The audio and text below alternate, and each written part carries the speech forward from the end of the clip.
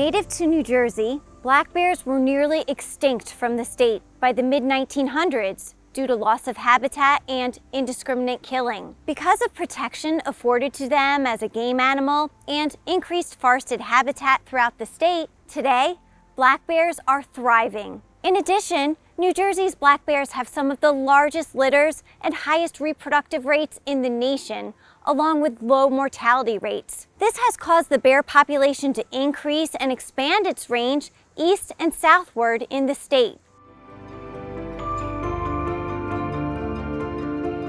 In recent years, black bear sightings have been confirmed statewide in all of New Jersey's 21 counties. The heart of the bear population is within the northwestern part of the state, which includes Sussex, Warren, Passaic, and Morris counties. This part of New Jersey is referred to as bear country.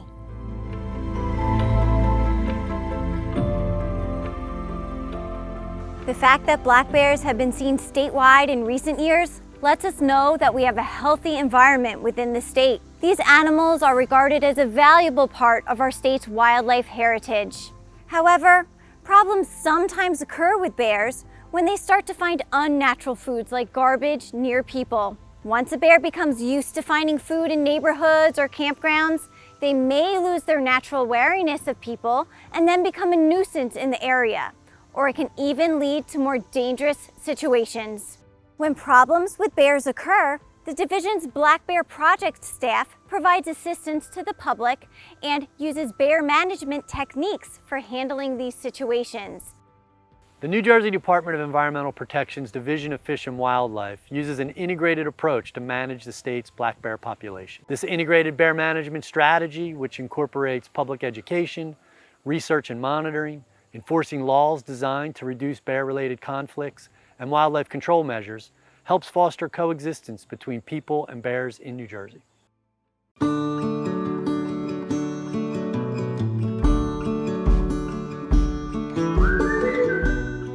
New Jersey's forests provide black bears with the food, shelter, space, clean water, and trees that help them to survive. More specifically, black bears like to live in mixed hardwood forests, dense swamps, and forested wetlands. Black bears are omnivores, so they consume both plants and animals. More than 70% of their diet consists of plants. Black bears are also called opportunistic omnivores, basically meaning that they are not picky about what they eat.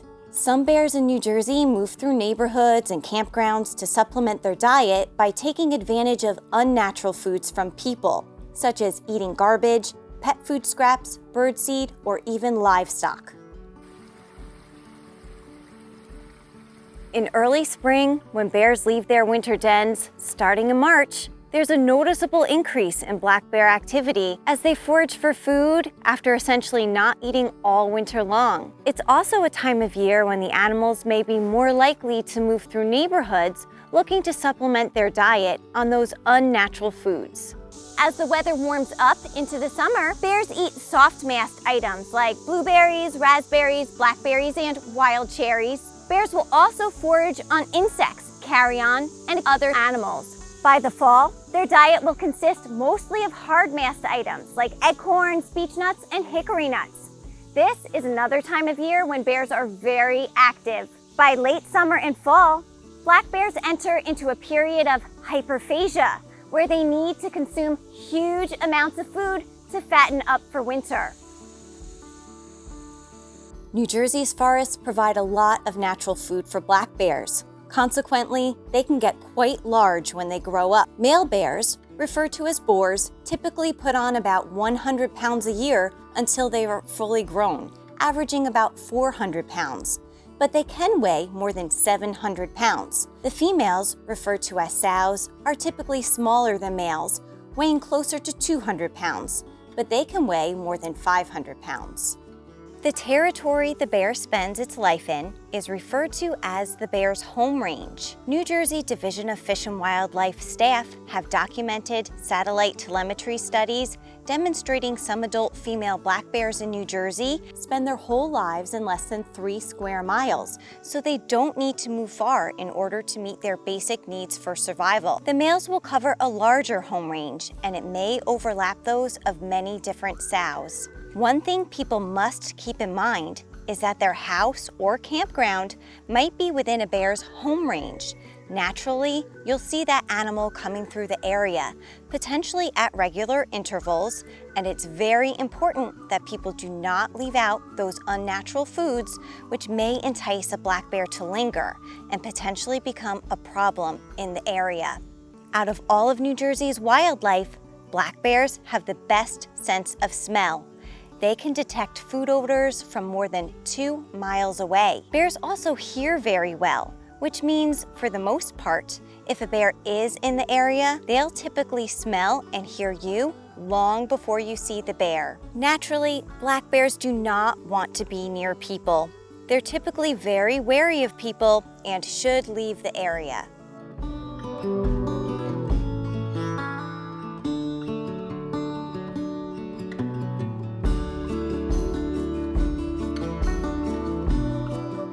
Since sows are so healthy and robust, it also means they're very productive when it comes to having offspring. Pregnant sows are the first bears to move into winter dens starting in November. Most black bears den up for about 5 months in sites that include rock cavities, brush piles, excavations, hollow trees, and open ground nests. Den sites are quite small, which helps the bear stay insulated and warm. Black bears are also not true hibernators. Every winter, they enter a period of dormancy called torpor.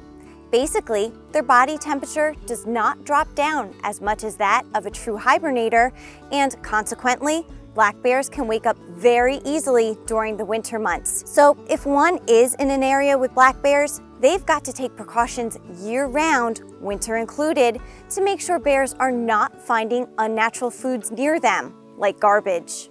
Every winter, cubs are born in the month of January. Cubs are very small, weighing less than 1 pound at birth, but they grow very quickly. They grow so fast that by the time a cub turns 1 year of age, they typically weigh around 80 pounds. In New Jersey, the average litter size is 3 cubs, but the Division of Fish and Wildlife has documented sows with as many as 5 or even 6 cubs in a litter. Sows and their cubs leave the winter dens in April. The adult female is very attentive, teaching cubs where to forage for food and how to survive. As a family unit, the cubs only stay with the adult female until they're about 18 months old, when they're referred to as yearlings or subadults. In June and July, when the female goes into estrus to breed again, she pushes those yearlings out of her home range, and that is a time of year when people might see these yearling bears dispersing and wandering into more suburban and urban environments while they look to establish their own home range.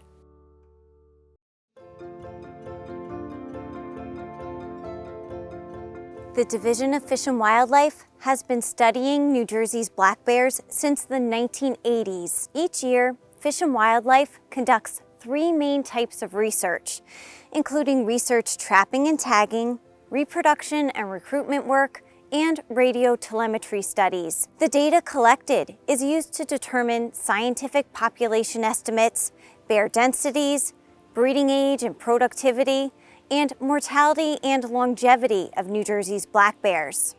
During research trapping and tagging, our Black Bear Project staff capture and handle black bears to collect biological information and to estimate the population size in the research study area. Sows are sometimes fitted with radio collars and monitored by radio telemetry to gather information on bear reproduction, survival, mortality, home range size, and habitat use.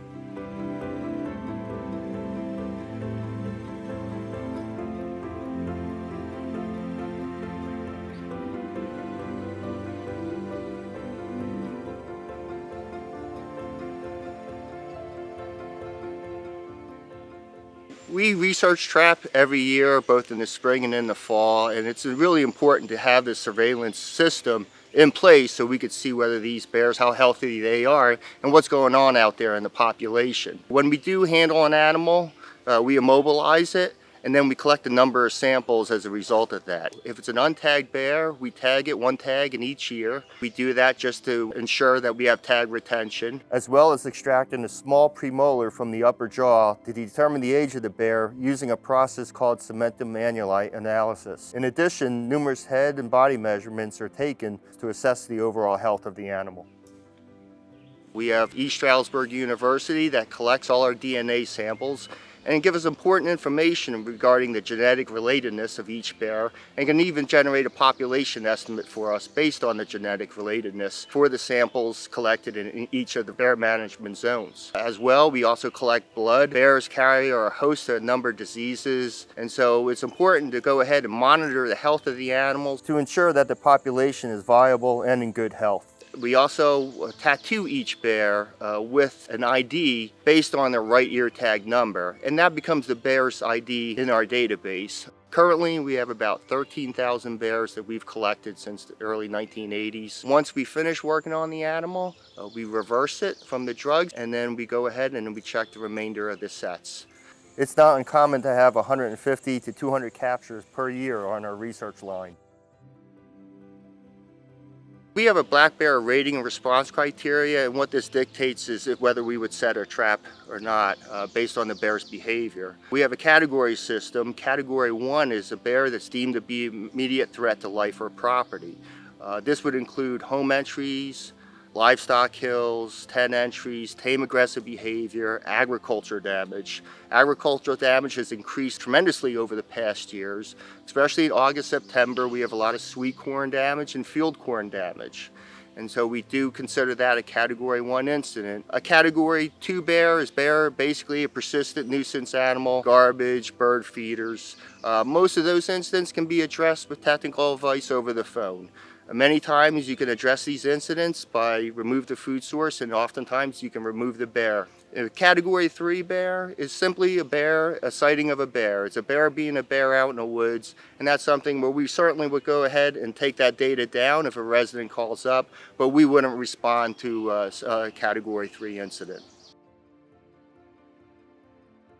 In addition to our research trapping, we also perform winter den work every March. So we have about 15 to 20 adult female bears that we have collared. They're VHF collars, and the reason why we put these collars on is for research purposes. And we'll go out on the dens every March and handle the cub. Average number of cubs right now in New Jersey is 3, but we have handled up to 6 cubs per female. So this is a great way to get additional bears that are tagged. When we handle these animals, what we'll do is get a weight, verify the sex and litter size, what the ratio is, and then we bring them back into the den, and then we finish up our work after making an assessment of the adult female as well. So in New Jersey, we typically see a 60% dominate population. With 3 cubs on average, it's one of the reasons why we have so many bears in this state. We have over 3 bears per square mile, especially in the Kittatinny section in the Beaufort region. So as this continues, you have a bear population that's rising considerably. And so these bears are able to work their way down throughout the state. They're not being moved there, they're working their way down there on their own, and they can disperse. So they learn to use these travel corridors to work their way down into South Jersey. So we do get sightings down South Jersey. The density is not nearly as it is up northern New Jersey, but we do have bears down there that have moved out on their own because of this great reproductive potential that New Jersey has.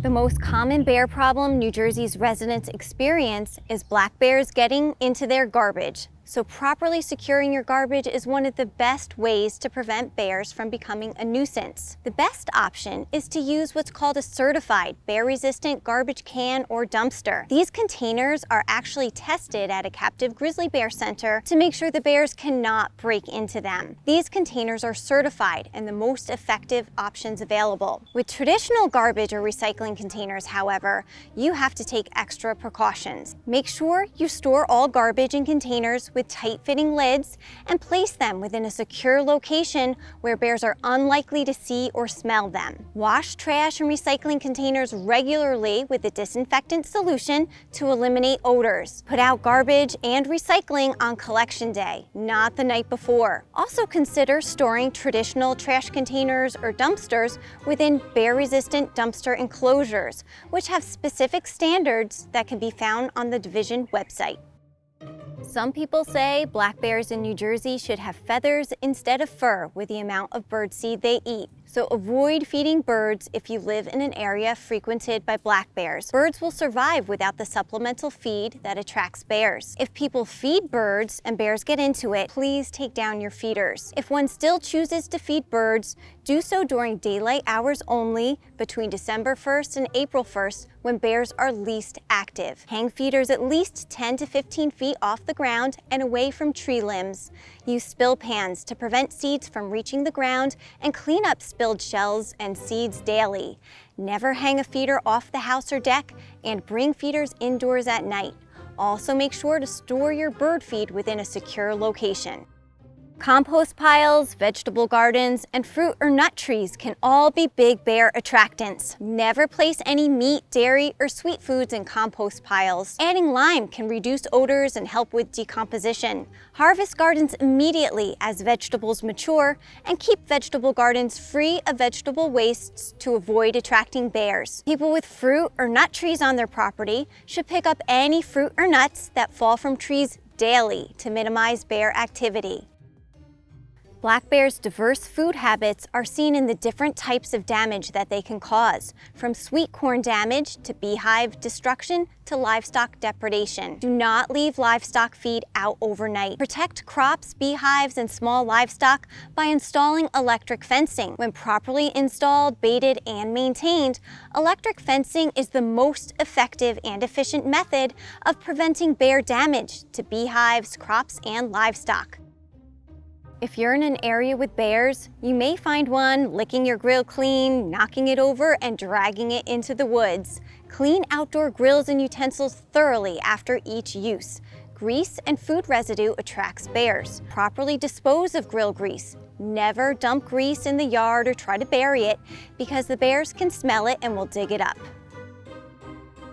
If you have pets in an area with black bears, you don't want to find a bear eating out of the dog or cat food bowl, so ideally, do not feed pets outdoors. If you choose to feed them outside, pick up any leftover pet food and remove bowls right away after they have finished. If your pet stays outdoors, like in a rabbit hutch, bring your pet inside at night. Keep any animal pens at least 50 yards from forest tree lines or other sources of cover for bears. Dogs that approach bears may be injured or killed, so walk dogs on a leash if you're in bear country.